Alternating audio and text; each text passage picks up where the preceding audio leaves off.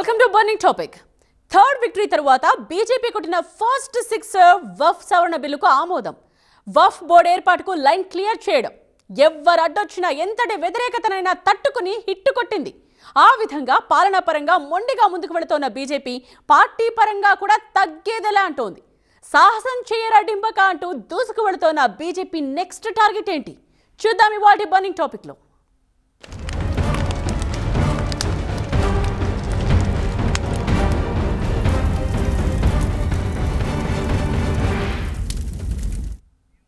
Party మనసా వాచా నమ్ముకున్న హిందూ కార్డును బలపరుచుకుంటోంది. వికసిత్ భారత్ లక్ష్యంగా వేగంగా అడుగులు పడుతున్నాయి. అదే సమయంలో ఎలక్టోరల్ గెయిన్స్ మీద కూడా ఫోకస్ పెంచేసింది కమలం పార్టీ అధిష్టానం. ముఖ్యంగా సౌత్ లో గేట్లు తెరవాలన్నది బీజేపీ లక్ష్యం. ఆ దిశగా సీరియస్ గా వర్కౌట్ చేస్తోంది కూడా. మోదీ మదురై టూర్ ప్లాన్ అందులో భాగమేనా? दक्षिण भारत में एनडीए ने एक नई राजनीति की नींव मजबूत की है.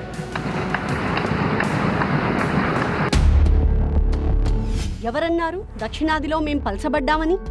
ఎవరన్నారు సౌత్ లో మా పర్ఫార్మెన్స్ సరిగ్గా లేదని? ఎవరన్నారు మేం నార్త్ కే పరిమితం అవుతామని?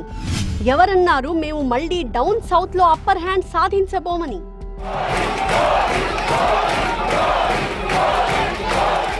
కేంద్రంలో హ్యాట్రిక్ షాట్ కొట్టిన తొలి రోజుల్లో ఎన్డీఏ నేతల సమక్షంలో దాదాపు మీసం మెలేసినంత పనిచేసింది బీజేపీ హైకమాండ్. ఇక మీద మా దృష్టి మొత్తం ఒక్కవైపే, దక్షిణాది రాష్ట్రాల్లో పాగా వేయడమే మా నెక్స్ట్ టార్గెట్ అని చెప్పకనే చెప్పేశారు ప్రధాని మోదీ. సమయం కోసం ఎదురు చూస్తున్నాం అంటున్న కమలం పార్టీకి దక్షిణాది మీద కాలు మోపే సమయం రానే వచ్చిందా?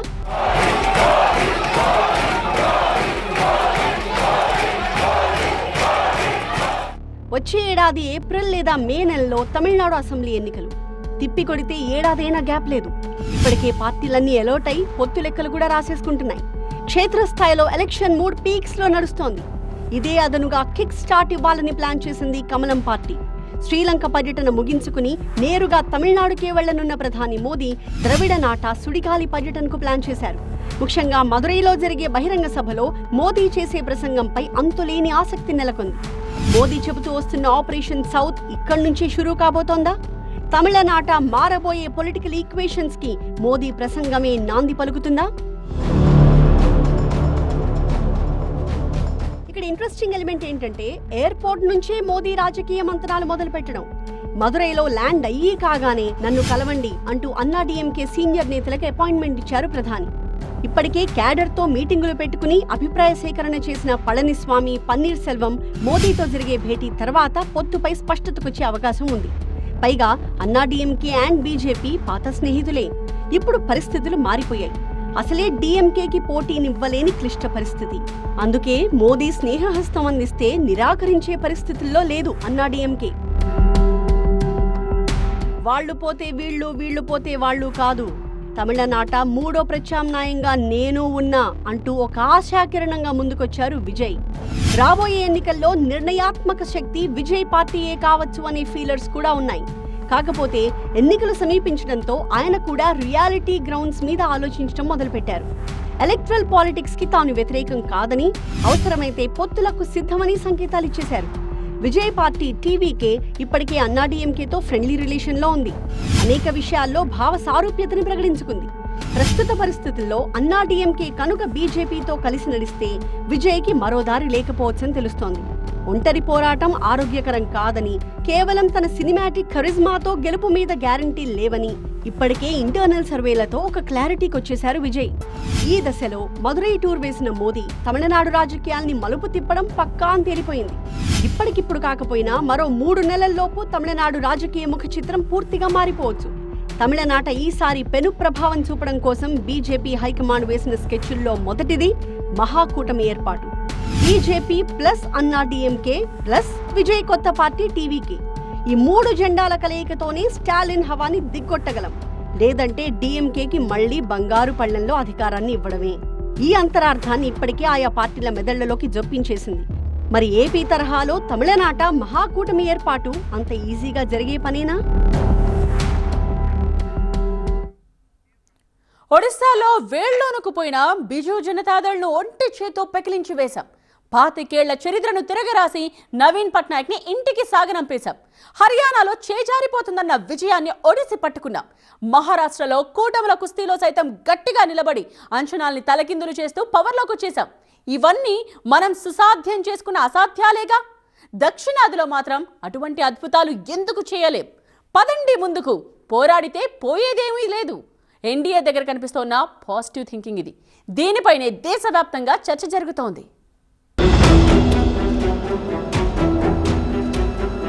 హిందుత్వ రాజకీయాలు అస్సలు వంట పట్టకపోవడం, ఉత్తరాది పార్టీల్ని అంత సులభంగా ఓన్ చేసుకోలేకపోవడం, దశాబ్దాలుగా ప్రాంతీయ పార్టీల హవానే నడవడం, నార్త్ సౌత్ మధ్య వేళ్లూనుకున్న వర్ణ వివక్ష, భాషా తారతమ్యాలు, కేంద్ర ప్రభుత్వం సవతి తల్లి ప్రేమ చూపిస్తోందన్న అనుమానాలు. ఇలా ఒకటేమిటి, చెప్పుకోవాలే కాని 1000 కారణాలు. దక్షిణాదిలో నిలదొక్కుకోలేక, ఉనికిని చాటుకోలేక తంటాలు పడుతున్న బీజేపీ ఈ అడ్డంకులన్నీ దాటుకోవాలి. అందుకోసం అన్ని రకాల మార్గాల్ని అన్వేషించాలి. స్ట్రాటజీస్ మార్చుకుని సరికొత్త పంథాలో ముందుకు వెళ్లాలి. మరి కమలం పార్టీ ప్రయోగశాలలో ఇదే జరుగుతోందా? ఒక్కటిగా కాకపోయినా కూటమిగానైనా అనూహ్య విజయాల్ని సాధించుకోవాలన్న కసితో పనిచేస్తోంది పార్టీ. మొత్తం కాశ్మీర్ నుంచి కన్యాకుమారి వరకు అన్ని రాష్ట్రాల్లో కమల వికాసం విస్తరించుకుంటూ ఈరోజు గతంలో కర్ణాటకలో కూడా ఇక్కడ మేము అధికారంలోకి రావడం జరిగింది. రాబో రోజుల్లో తమిళనాడు, కేరళలో కూడా మన జరిగిన ఎన్నికల్లో ఎక్కువ శాతం ఓట్లు భారతీయ జనతా పార్టీ వైపు రావడం జరిగింది. ఆంధ్రప్రదేశ్ లో కూడా మేము కూటమి ప్రభుత్వంలో ఉన్నాం. తమిళనాడులో కూడా మన జరిగిన ఎన్నికల్లో ఎక్కువ శాతం ఓట్లు మాకు రావడం జరిగింది. ఖచ్చితంగా రాబో రోజుల్లో రేపు ప్రధానమంత్రి గారు తమిళనాడు పర్యటన ఉంది. రాబో రోజుల్లో ఖచ్చితంగా దక్షిణ భారతదేశంలో కూడా భారతీయ జనతా పార్టీ బాగా వేస్తుంది. లోక్సభ ఎన్నికల్లో 240 సీట్లకే పరిమితమైన తరువాత జరిగిన ఎన్నికల్లో బీజేపీ పనితీరులో స్పష్టమైన మార్పు కనిపించింది. మహారాష్ట్ర, హర్యానాల్లో స్పష్టమైన సానుకూల ఫలితాలొచ్చాయి. ఆర్ఎస్ఎస్ చురుగ్గా పనిచేయడం వల్లే ఆయా రాష్ట్రాల్లో విజయం దక్కిందన్న అంచనా కూడా ఉంది. వచ్చే ఏడాదిలోగా తమిళనాడు ఒక్కటే కాదు, బీహార్, అస్సాం, కేరళ, పశ్చిమ బెంగాల్ కూడా అసెంబ్లీ ఎన్నికలకు వెళ్లబోతున్నాయి. వీటిల్లో మెజారిటీ రాష్ట్రాల్ని గెలవడం బీజేపీకి ఒక అగ్ని పరీక్షలా మారింది. ముఖ్యంగా దక్షిణాదిన పాగా వేయడం ఇప్పుడున్న పరిస్థితుల్లో కమలం పార్టీకి అత్యవసరం, ఆవశ్యకం. తప్పకుండా నరేంద్ర మోడీకి, బీజేపీకి తెలిసింది ఏమిటంటే వచ్చే ఎలక్షన్లో కనుక దక్షిణాదిలో పునాది వేసుకుని పాకకపోతే అధికారం రావటం కష్టం. 15 సంవత్సరాల ప్రభుత్వమే చాలా కష్టం అవుతుంది. కొత్త ఏరియాలోకి వెళ్ళాలి, అది తెలుసుకున్నారు. ఉదాహరణగా తమిళనాడు పాండిచేరిలో 40 ఎంపీలు ఉన్నారు. బీజేపీకి ఒక్క ఎంపీ రాలేదు. ఆ సిచ్యువేషన్ మార్చడానికి తప్పకుండా దక్షిణాది మీద ఫోకస్ అవుతున్నారు.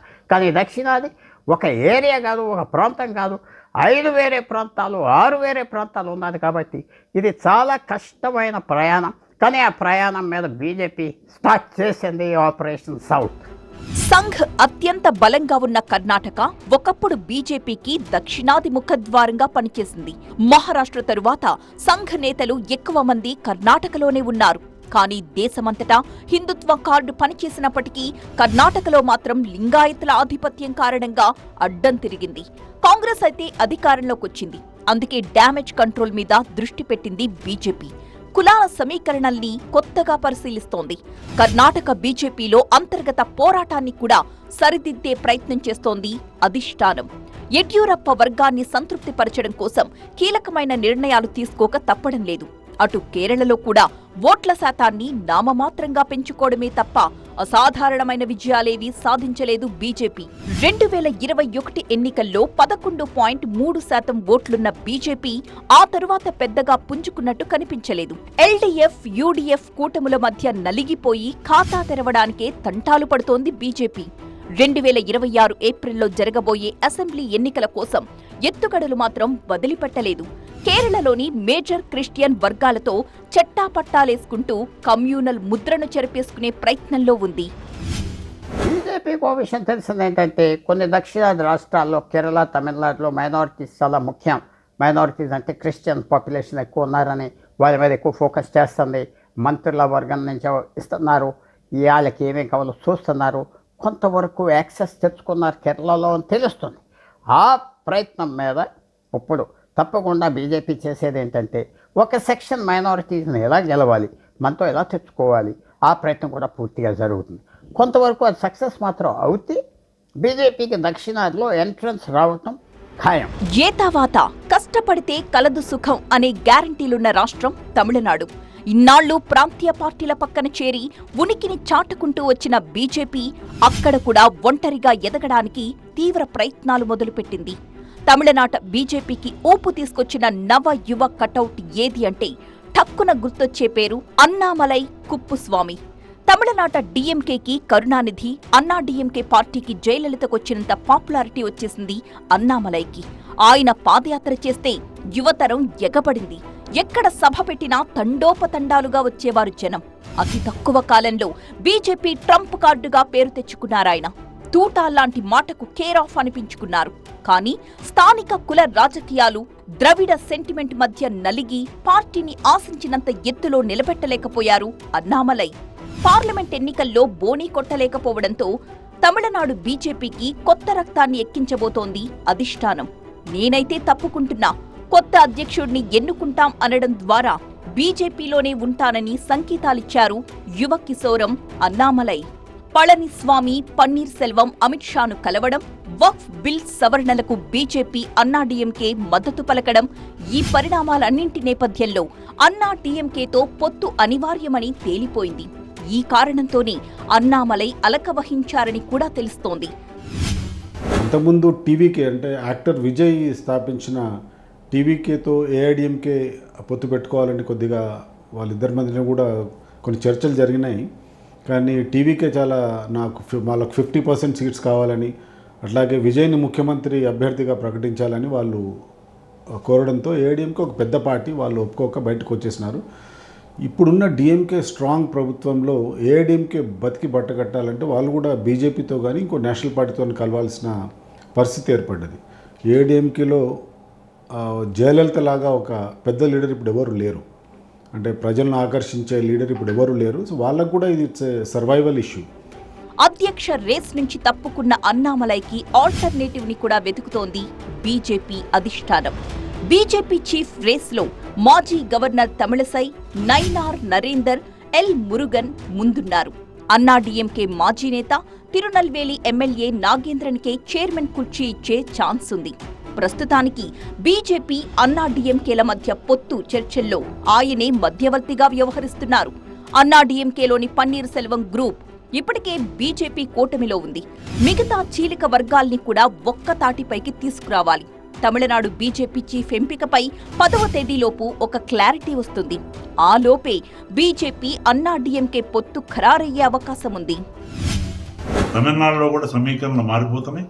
డిఎంకేని ఎట్టి పరిస్థితుల్లో రాబోయే ఎన్నికల్లో ఓడించాలని కృతనిశ్చయంలో ఉన్నటువంటి తమిళనాడు ప్రజలు యాంటీ డిఎంకే ఓట్లు చీలిపోకుండా మరి ఇవాళ నరేంద్ర మోడీ గారి నాయకత్వంలో ఎన్డీఏ అలయన్స్కి అందరూ కూడా కలిసి వచ్చేటట్టు మరి సంప్రదింపులు కూడా జరుగుతున్నటువంటి నేపథ్యం. ఏదేమైనా ఎలియన్స్ అనేది అధిష్టాన వర్గం తుది నిర్ణయం ఉంటుంది. రాష్ట్ర నాయకత్వంతో మాట్లాడి తమిళనాడులో కూడా ఆ కార్యక్రమం జరుగుతుంది. రకరకాల వార్తలు వస్తున్నాయి గత వారం రోజుల నుంచి. కానీ ఎన్నిక ప్రక్రియ అనేది ఒక సిస్టమేటిక్గా జరుగుతుంది. ప్రతి ఒక్కళ్ళం కూడా పార్టీలో డిసిప్లిన్ సోల్జర్స్, పార్టీ అనేది బాస్ మాకు. ఆ రకంగా అది అన్నామలై విషయంలో కానీ, నా విషయంలో కానీ, ఇంకెవరి విషయంలో కానీ వర్తిస్తుంది. హిందీ భాషను తమపై రుద్దుతున్నారని కాసేపు, నియోజకవర్గాల పునర్విభజనపై గళమెత్తి దక్షిణాది రాష్ట్రాల్ని వెంట పెట్టుకుని కాసేపు, శ్రీలంక నుంచి కచ్చతీవును తిరిగి పొందాలని కాసేపు, ఇలా రకరకాలుగా భావోద్వేగాల్ని రెచ్చగొడుతూ లోకల్గా ఎన్నికల హీట్ని పెంచి లైమ్ లైట్లో ఉంది అధికార డిఎంకే. స్టాలిన్ దూకుడును నిలువరించాలంటే బీజేపీతో ఒంటరిగా అయ్యే పని కాదు, ఏదైనా బ్రహ్మాస్త్రం కావాల్సిందే. తమిళనాడుకు సంబంధించి వచ్చే ఎలక్షన్స్లో ADMK, BJP combine along with Pattali Makkal Katchi, రామ్దాస్కి సంబంధించిన పాటాళి మక్కల్ కచ్చి, ఈ ముగ్గురుతో పాటు శశికళ, దినకరన్, ఓ పన్నీర్ సెల్వం, వీళ్ళు ముగ్గురు కూడా ఇంకొక పార్టీగా అలయన్స్లోకి రావటమో లేకపోతే వాళ్ళ ముగ్గురు ఏడీఎంకేలో తిరిగి రావటమో ఏదో విధంగా జరిగి ఇదంతా ఒక గ్రూప్ కింద ఫామ్ అవుతేనే it will be a winning combination అనేది అభిప్రాయం. ప్రభుత్వ వ్యతిరేక ఓటు చీలకూడదు అన్న సింగిల్ పాయింట్ ఎజెండాతో ఏపీలో పవర్లోకొచ్చిన బీజేపీ తమిళనాట కూడా అదే ఫార్ములాని అమలు చేయబోతోందా? మోదీ మదురై టూర్తో ఆ దిశగా తొలి అడుగు పడబోతోందా? తమిళనాడులో బీజేపీ ఏదైనా అద్భుతాన్ని సాధించబోతోందా? దక్షిణాదిలో మొత్తం 6 రాష్ట్రాలు. భాషా సంస్కృతులే కాదు, రాజకీయాలు కూడా ఒక్కలా ఉండవు. ఒక్కో రాష్ట్రంలో ఒక్కో తీరు. అన్ని చోట్ల ఒకేలా కొట్లాడితే గెలిచే యుద్ధాలు కావవి. తెలంగాణలో ట్రయాంగిల్ ఫైట్ని ఎలా గెలవాలి అనేది ఒక ఛాలెంజ్. ఏపీలో కూటమిలో భాగస్వామిగా ఉంటూనే ఎలా ఎదగాలి అనేది అంతకంటే పెద్ద ఛాలెంజ్. మరి తెలుగు రాష్ట్రాల్లో నెగ్గాలంటే మోదీ ఏం మాయ చేస్తారు, ఏ మంత్రం వేస్తారు?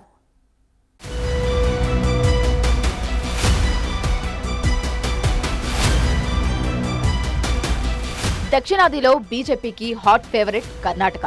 ఎందుకంటే గత ఏడాది వరకు అక్కడ బీజేపీదే అధికారం. ఆ తర్వాత ఎక్కువ హోప్స్ ఉన్న రాష్ట్రం తెలంగాణ. ఇక్కడ ఇప్పటికే సిద్ధం సౌండ్ ఇస్తోంది కమలం పార్టీ.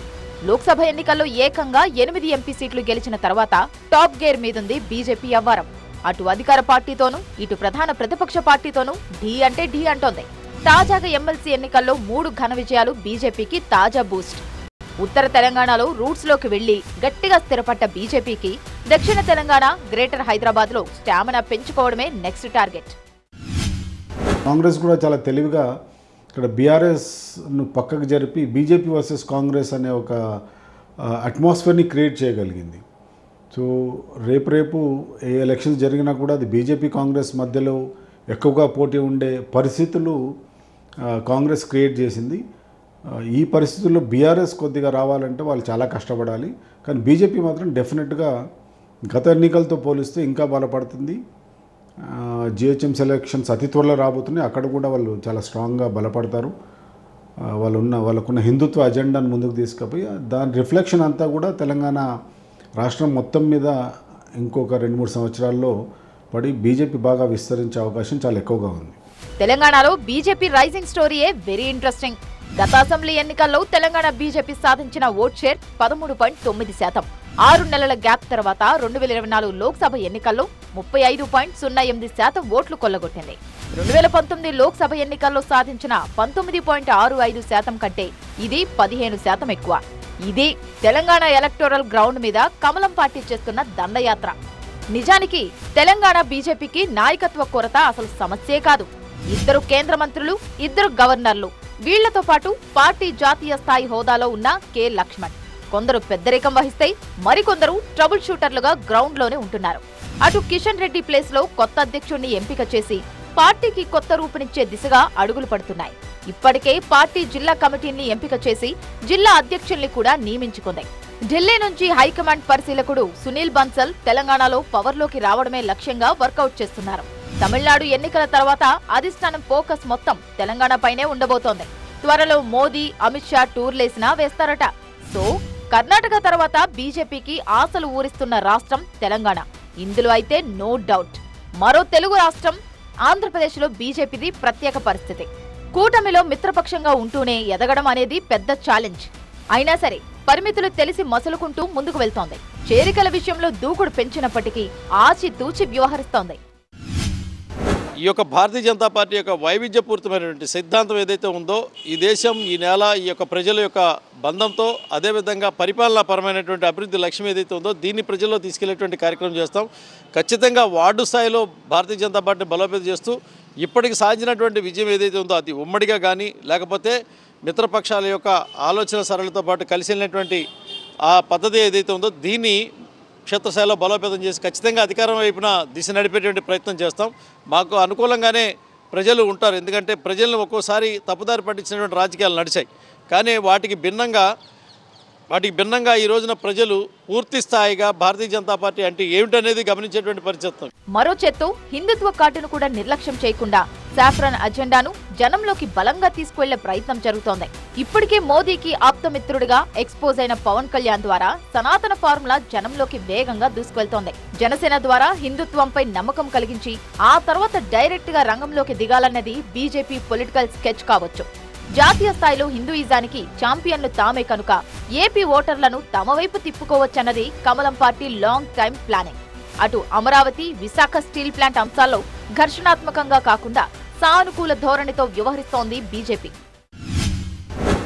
అందమైన విశాఖను చూస్తే నా మనసు పులకరిస్తుంది.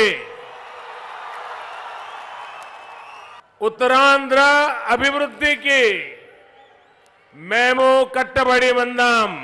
అభివృద్ధి ప్లస్ హిందుత్వ అనే డబుల్ ఇంజిన్ స్ట్రాటజీతో ఏపీలో నిలదొక్కుకోవాలని ట్రై చేస్తోంది బీజేపీ. ఈ లెక్కన మరో దశాబ్దం తర్వాతైనా సొంతంగా అస్తిత్వం చాటుకోవచ్చన్నది ఏపీ బీజేపీయుల ఆలోచన. దక్షిణాదిలోని మిగతా రాష్ట్రాల్లో ఇలా లాంగ్ టర్మ్ ప్లాన్లకే పరిమితమైంది బీజేపీ. ఒక్క తమిళనాడు మీదే బలాన్నంతా కూడా తీసుకొని ప్రయత్నాలు చేస్తోంది. ఇప్పుడు మదురైలో ల్యాండ్ అవుతున్న మోదీ ముందున్నది ఒక్కటే లక్ష్యం, మిషన్ సౌత్, టార్గెట్ తమిళనాడు.